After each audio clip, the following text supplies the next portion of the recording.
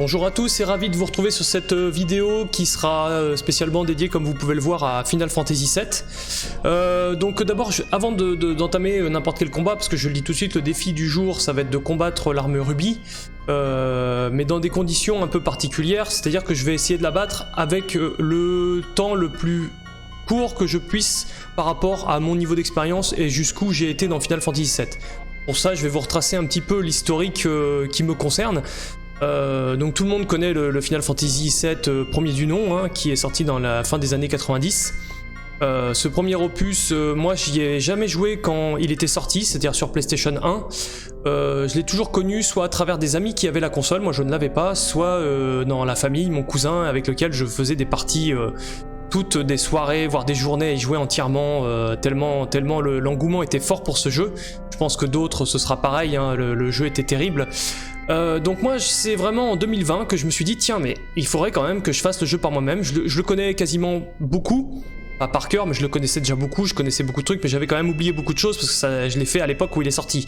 Voilà, bah avec mon âge avancé, voilà, tout ceci expliquant cela, voilà.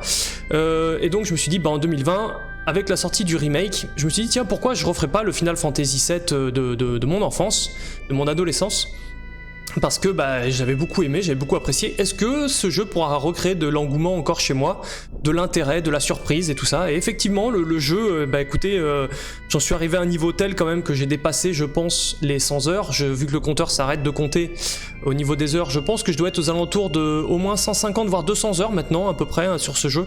Ce qui est quand même déjà pas mal, je trouve. J'ai poussé le niveau de perfectionnement assez loin, sans aller trop loin, et la version que j'utilise ici c'est la version PC.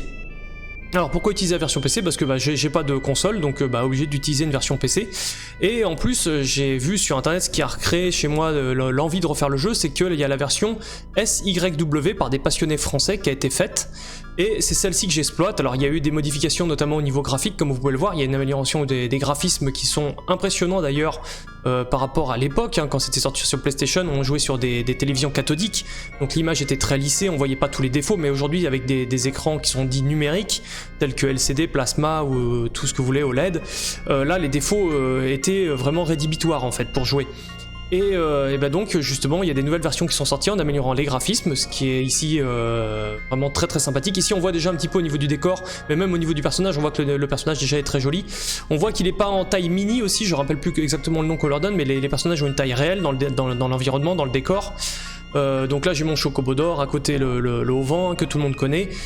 Et le jeu aussi a été reperfectionné au niveau des dialogues, ce qui fait que les dialogues sont meilleurs. Ils ont renommé aussi certains noms de matéria, d'objets, de magie, enfin voilà, voilà, les noms ont été revus, corrigés pour améliorer la traduction, on va dire. Donc des fois ça change de la version PlayStation, donc je m'en excuse par avance si les termes que j'emploie sont pas exactement les termes qui étaient employés effectivement sur PlayStation de l'époque, mais bon, c'est pour se donner une idée.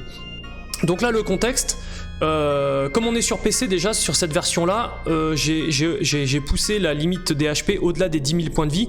Normalement on est bloqué à 9 999 points de vie. Ici moi maintenant la limite a été débloquée grâce à cette version du jeu à 30 000. Donc mes personnages, je pourrais leur faire atteindre 30 000 mais c'est pas le cas. Je vais vous présenter ici un peu mes personnages. Voilà, donc on voit un peu les points de vie qui sont ici pour mes persos. Donc ils sont tous forcément niveau 99, ça c'est super important. Et chacun là sur lui a un super HP qui forcément booste un petit peu en plus les points de vie, ce qui explique voilà, qu'ils aient des points de vie qui dépassent les 10 000 HP.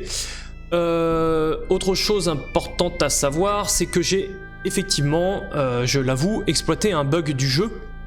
On peut le voir dans mes objets parce que vous allez me dire effectivement ce n'est pas possible.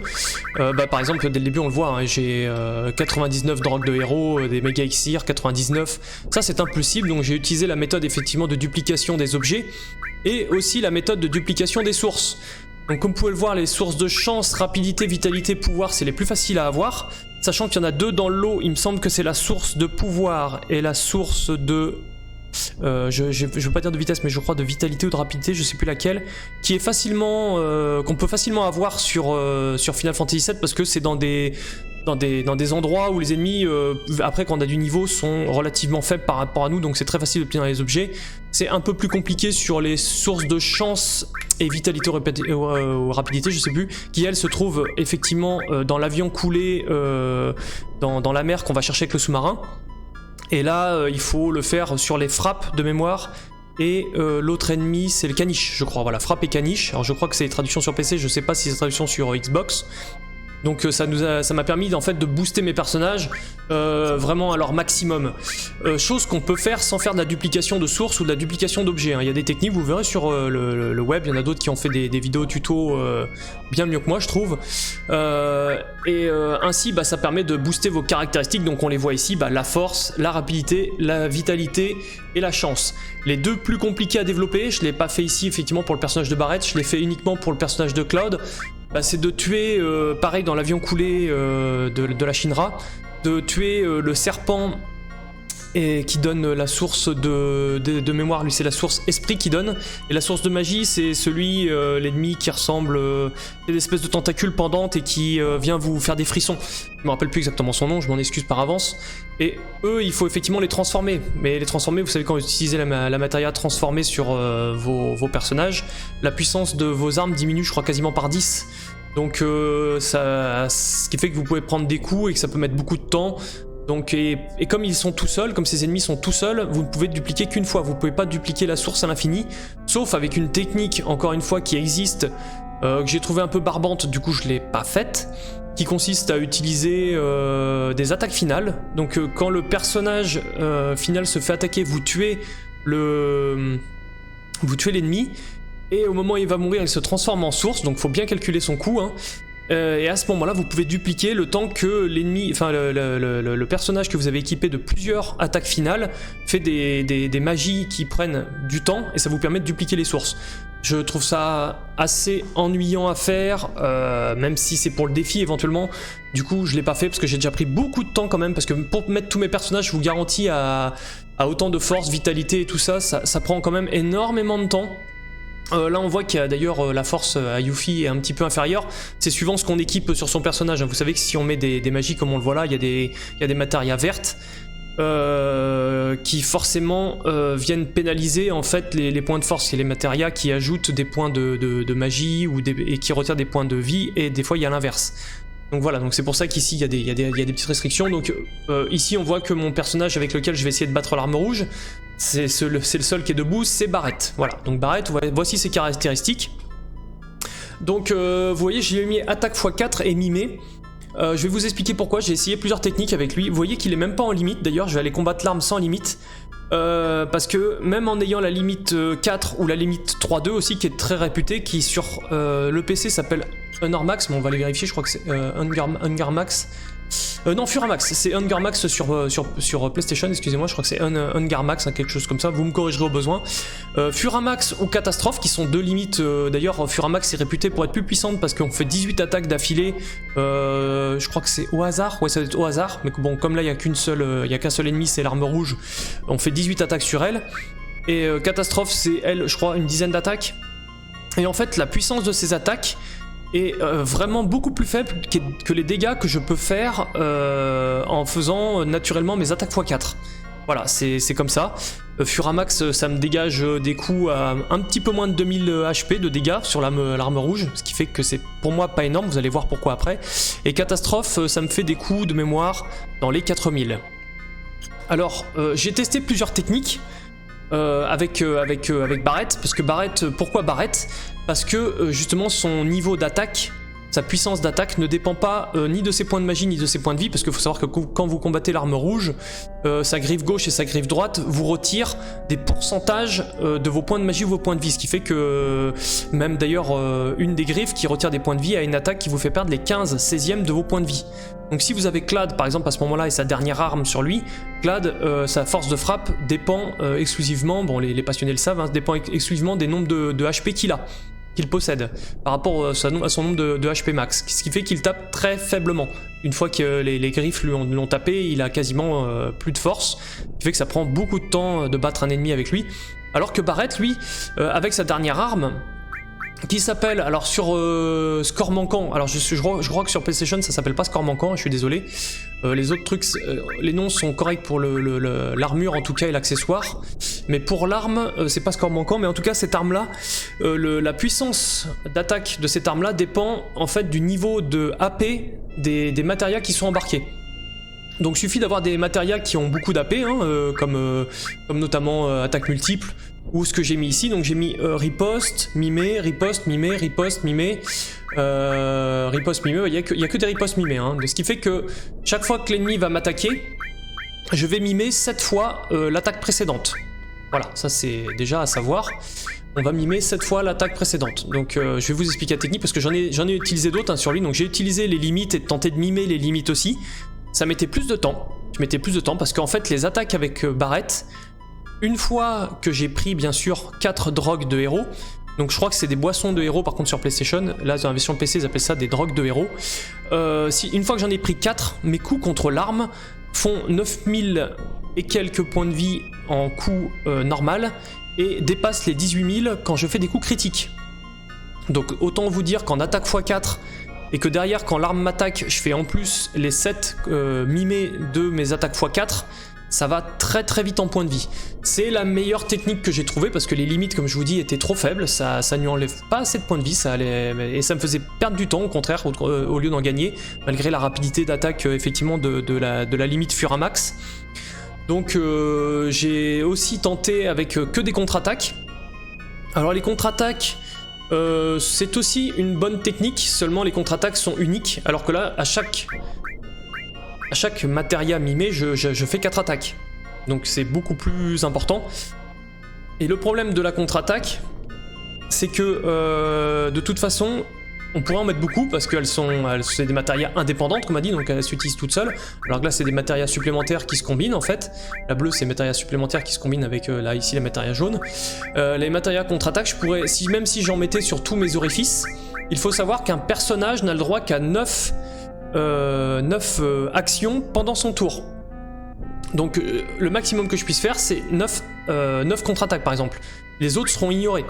Les autres seront complètement ignorés, donc à un moment j'avais tenté effectivement une combo en mettant que des contre-attaques et une autre technique qui me permettait de me remettre des points de vie parce que ici quand je vais faire mimer, forcément je veux mimer mon attaque. Donc là j'ai pas de possibilité vraiment de me soigner en fait.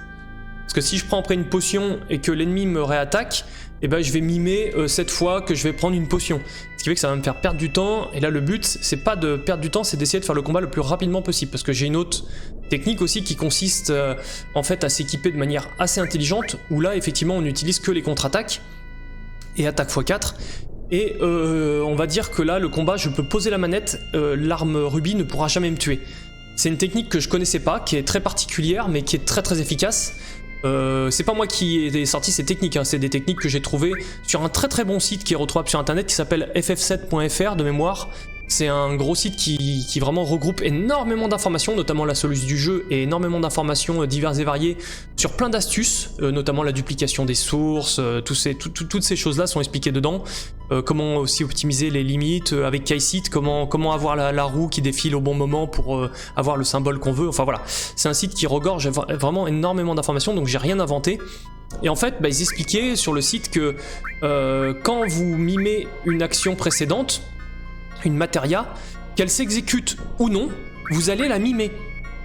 Et elle va se réaliser. Que vous ayez les points de magie ou non, vu que mimer c'est gratuit en MP, si par exemple vous avez 0 MP, donc vous pouvez plus faire de magie, vous avez quand même par exemple riposte avec guérimax, c'est-à-dire qu'un ennemi vous attaque, vous devriez vous guérir, mais comme vous avez plus de MP, vous le faites pas. Et ben avec l'autre riposte qui est derrière enchaîné avec un mimé, et ben ça va vous faire le guérimax et ça va vous soigner. Gratuitement, que vous ayez plus de MP, ça va vous guérir, ce qui fait que vous devenez invincible contre l'arme rouge. Il est impossible qu'elle vous tue. D'ailleurs, n'importe quel adversaire, enfin plus aucun adversaire ne peut vous tuer avec cette technique-là, parce que, en fait, vous vous régénérez tout le temps, et au HP max, à chaque fois que vous prenez un coup. Donc forcément, et là, c'est pas du cheat, du coup, c'est vraiment le jeu qui avait pas pensé à ça, je pense. Je pense qu'ils avaient pas vu l'astuce qu'on pouvait faire avec Mimé, qui est vraiment très puissante. Bon, ici je la fais pas parce que le but du jeu, comme je vous dis, c'est de tuer l'arme la plus vite possible. Donc forcément, moi je vais être un peu pris au piège, dans le sens où l'arme peut me tuer. Donc certainement que je vais faire un enregistrement où elle va me tuer, donc je vais garder la vidéo où elle me tuera, et je vais essayer de faire une vidéo où j'arrive à la battre en fait, parce qu'elle n'aura pas fait le combo, l'enchaînement nécessaire pour me tuer. Parce qu'en fait, quand elle fait justement son attaque avec la griffe qui vous enlève les 15/16e de vos points de vie, on se retrouve à poil, hein. Littéralement, moi je me retrouve voilà, avec 1000 HP, un truc comme ça, quelque chose comme ça. Derrière 1000 HP, l'arme elle me fait une flamme rubis ou son tir rubis, je sais plus, non, oui c'est le tir rubis je crois, le rayon bleu, ou même un ultima ou n'importe quoi, la partie est finie. Donc il faut vraiment que soit elle me fasse ces attaques là, flamme de rubis au début de la partie, ce qui fait que ça me fait juste perdre des points de vie mais c'est pas grave, et après si dans les 2 tours suivants elle me fait que des attaques avec les griffes, parce qu'en fait je la tue très vite, hein. Si elle me fait des attaques avec les griffes c'est bon, la partie est gagnée, j'avais pas besoin de me soigner, j'aurais peut-être pas beaucoup de points de vie mais au moins elle ne m'aura pas tué. Donc c'est là qu'on va voir un petit peu ce défi là. Donc forcément toutes les matérias quasiment sont au mètre sauf la dernière, hein. Je m'étais pas embêté à la faire en mètre, donc ça se peut que des fois effectivement je fasse pas les 7 contre-attaques, enfin les 7 mimés d'opposition, pas je dis contre-attaque parce que ça prête à confusion, mais c'est pas grave, ça marche quand même. Et au niveau de l'équipement, bah, comme vous l'avez vu, forcément pour éviter tous les états néfastes, j'ai mis un ruban. Il y a une autre technique qui consiste à mettre la bague Certi par exemple, voilà la bague Certi, que vous combinez en fait avec les matérias ici en défense, vous mettez élément poison, ce qui fait que comme il y a une des 2 griffes qui vous empoisonne, comme vous êtes empoisonné, après ça vous recharge en points de vie. Et ça vous recharge beaucoup en fait, hein. Quand vous avez des matérias à mettre et que vous êtes empoisonné, vous récupérez quasiment 2-3 000 points de vie par tour. Ce qui fait que c'est très efficace aussi pour éviter que l'arme puisse vous tuer facilement. Et faut aussi, bien sûr, puisqu'elle peut encore vous transformer en grenouille et en mini, mettre forcément des protections d'effets associés vis-à-vis de mini et crapaud, ainsi que vis-à-vis de confus et furie. Voilà, parce que l'anneau après ne fait pas tout. Parce que si on met le ruban, on peut pas être empoisonné et donc on se recharge pas en points de vie. Ça c'est une technique aussi qui permet de vous recharger en points de vie. Et vous voyez, j'utilise l'armure mystère parce que l'armure mystère aussi, elle permet, vous allez le voir ici, voilà, en bas à droite, elle permet une esquive magique qui est à 60. C'est-à-dire qu'il y a plus d'une chance sur 2 que vous esquiviez les attaques, 2 attaques, parce que la flamme rubis et le tir rubis, vous ne pourrez pas l'éviter. Par contre, ultima et éclat d'ombre, plus d'une fois sur 2 vous l'esquiverez. Franchement, et ça marche vraiment très bien, hein. Plus d'une fois sur 2 vous l'esquiverez, ce qui est vrai que c'est très intéressant, très rentable. Pour Barrett, ici comme le but c'est de tuer le plus vite, il me fallait 8 emplacements et que je colle encore une riposte pour essayer de tuer au plus vite l'arme. En fait c'était le but du jeu ici, donc voilà, c'est pour ça que l'équipement est pas le même en fait. Et bien pour faire comprendre qu'il y a plusieurs possibilités pour tuer les armes. Il y en a qui sont vraiment safe à 100%, il y en a qui justement comme je vous dis le opposition Guérimax avec derrière opposition mimée, vous êtes immortel. Enfin littéralement, hein. Il y a que des ennemis qui peuvent à la rigueur vous retirer vos points de vie d'un seul coup, genre en faisant, je crois que c'est un ennemi dans la grotte nord qui vole et qui est jaune et qui s'appelle... Alors c'est pas Alexander, c'en est un autre, qui vous fait éruption numéro 3. Pour ceux qui s'en souviennent, eh bien éruption numéro 3, en fait ça tue les personnages qui ont un niveau multiple de 3. Donc forcément, lui, il vous fait, je crois qu'il vous le fait pas tout seul cet ennemi, ou alors peut-être au bout d'un moment, je sais pas, je l'ai toujours tué assez vite. Mais une fois je l'avais manipulé, j'avais essayé cette attaque, pensant que c'était un talent d'ennemi aussi que je pouvais apprendre. Du coup tous mes personnages étaient morts, voilà. Donc c'était, faites attention à éruption numéro 3 avec cet adversaire là, cette espèce de chauve-souris boule volante là, qui ressemble un peu d'ailleurs au monstre dans Monstres et compagnie, justement, le monstre a un œil, il a un œil et il vole, je sais plus comment il s'appelle, j'ai mangé son nom. Voilà, donc ici, toutes les matérias ont été montées forcément dans la grotte nord avec les pots magiques ou les déménageurs, hein, c'est là où on prend le plus de niveaux, c'est là aussi où on peut voler d'ailleurs Tombéry. Et aussi une espèce de petit chevreuil qui est accompagné d'un personnage qui saute sur place, on peut leur voler des élixirs, ce qui permet aussi, bon il y a la méthode de duplication des objets, mais pour ceux qui ne veulent pas le faire, eh ben on peut voler des élixirs à ces personnages là et donc les donner ensuite au pot magique pour faire prendre du niveau à toutes nos matérias. C'est très efficace. Que dire d'autre? Rien. Je vais couper l'enregistrement parce qu'après je vais démarrer le combat. Le but c'est au moins de réussir le combat, donc si je le rate je préfère que ce soit une vidéo à part. Et je vous reprends justement tout de suite dans la prochaine vidéo pour vous montrer justement éventuellement un échec et éventuellement le succès aussi de battre l'arme et de chronométrer ensemble le temps, sachant que je vous dirai à partir de quel moment je commence moi à chronométrer, sachant que c'est pour me donner un repère plus facile pour le faire. Voilà, je sais que c'est pas officiellement, c'est quand vraiment le combat démarre qu'on a la main sur notre menu, je crois, pour le décompte du temps. J'ai pas fait comme ça moi parce que j'avais besoin de me synchroniser en appuyant sur mon téléphone sur le chronomètre. Voilà, ça peu importe, chacun fait comme il veut. Voilà un peu pour toute l'histoire, il me semble rien avoir oublié de vous dire. Évidemment, je vais prendre un calmant avant de commencer le combat hein, pour diviser les points de dégâts que je vais prendre par 2. Tout le monde fait ça généralement de prendre un calmant qui nous met en état de tristesse. Et attention, l'état de tristesse, vous pourrez pas vous le placer pendant le combat parce que pendant le combat, comme vous avez là, comme j'ai ruban sur moi, ruban contre tristesse en fait, il empêche cet état-là, hein, comme on le voit. D'ailleurs, on peut regarder. Vous voyez, hop, voilà, je suis protégé la défense contre tristesse, on le voit, grâce justement à mon accessoire qui est le ruban. Donc il faut le faire avant de rentrer sur le combat, quand on le force comme ça dans le menu, ça passe en fait. Alors ça doit certainement être un bug, je pense, je suis pas certain, je ne peux pas affirmer ça. Mais effectivement, je peux prendre mon objet calmant, même en ayant le ruban, quand je vais dans le menu et que je le passe par ici, mais en plein combat, par contre, ce n'est plus possible. Voilà. Donc bon, à tout de suite pour la vidéo du combat.